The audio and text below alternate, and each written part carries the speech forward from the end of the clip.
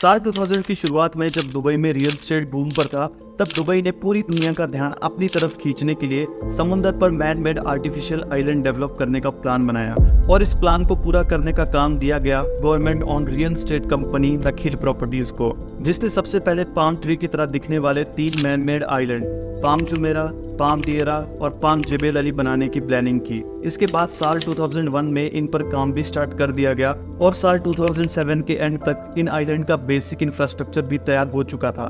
But आज 22 साल बाद भी इन 3 पाम आइलैंड में से पाम जेबेल अली पूरी तरीके से खाली है और 2008 में पाम दिएरा का काम भी बंद कर दिया गया, लेकिन पाम जुमेरा प्रोजेक्ट सक्सेसफुल रहा। तो आखिर ऐसा क्या हुआ कि 2 प्रोजेक्ट्स फेल हो गए और एक सक्सेसफुल, और दुबई का इन मैनमेड आइलैंड्स को बनाने का पर्पस क्या था? तो सबसे पहले हम बात करते हैं पर्पस की। ये बात तो हम सभी जानते हैं कि दुबई स्पेशली टूरिस्ट के पॉइंट ऑफ व्यू से अपने सनी वेदर और बीचेस के लिए काफी फेमस है, जिसके चलते दुबई चाहता था कि वो अपने टूरिस्ट की संख्या 3 गुना बढ़ाकर 15 मिलियन का टारगेट अचीव कर सके। इसके लिए उन्हें 72 किलोमीटर कोस्टलाइन की जरूरत थी। इसी टारगेट को अचीव करने के लिए और अपनी इकोनॉमी को ग्रो करने के लिए दुबई ने समंदर में 3 मैन मेड पाम आइलैंड बनाने का डिसीजन लिया, जो आसमान से देखने पर बिल्कुल पाम ट्री की तरह दिखाई दे। पाम जुमेरा का कंस्ट्रक्शन जून 2001 में शुरू हुआ और इसे दुबई की पेट्रोलियम इनकम के सहारे फाइनेंस किया गया। साल 2006 तक पाम जुमेरा के डेवलपर्स ने 75% काम कंप्लीट कर दिया और उस समय 500 फैमिलीज वहां रहने भी लगी। इसके बाद साल 2009 आते आते वहां पर 28 होटल्स भी बन चुके थे। 2017 के आंकड़ों के हिसाब से यहाँ की पॉपुलेशन 10,000 थी। चारों तरफ पानी से घिरा हुआ ये manmade island 5.72 square kilometre area में फैला हुआ है, जो कि 60 फुटबॉल पिचेस के एरिया के बराबर है। आज के time palm Jumeirah private residence और होटल की साइट है।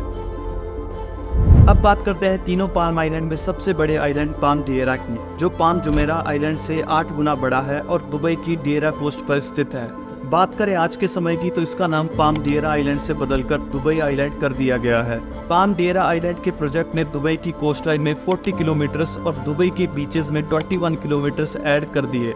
साथ ही दिसंबर 2016 में इस आइलैंड को मेनलैंड से जोड़ने के लिए एक ब्रिज ओपन किया गया।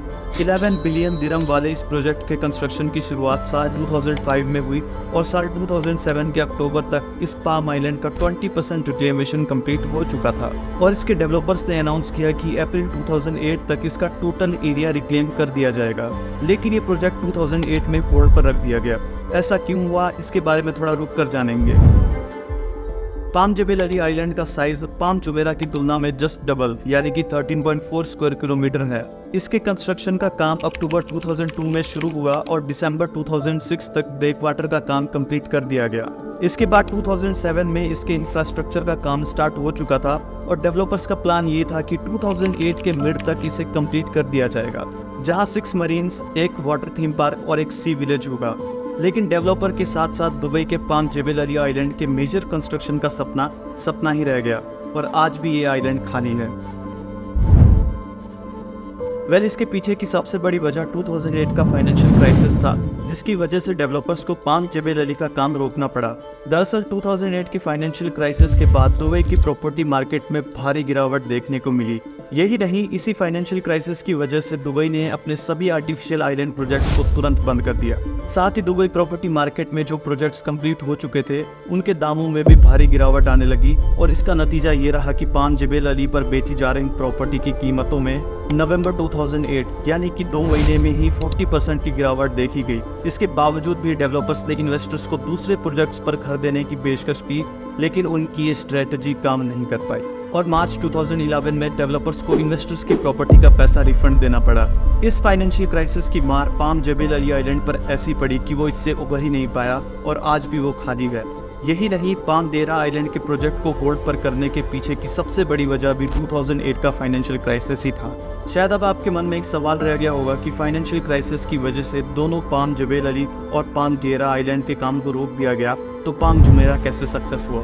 तो इसके पीछे का रीज़न ये है कि पाम जुमेरा इन दोनों आइलैंड के कंपैरिजन में काफ़ी छोटा है, जिसके चलते इसका काम फाइनेंशियल क्राइसिस के पहले कंप्लीट हो गया था और यहाँ पर बनी प्रॉपर्टीज बिक चुकी थी।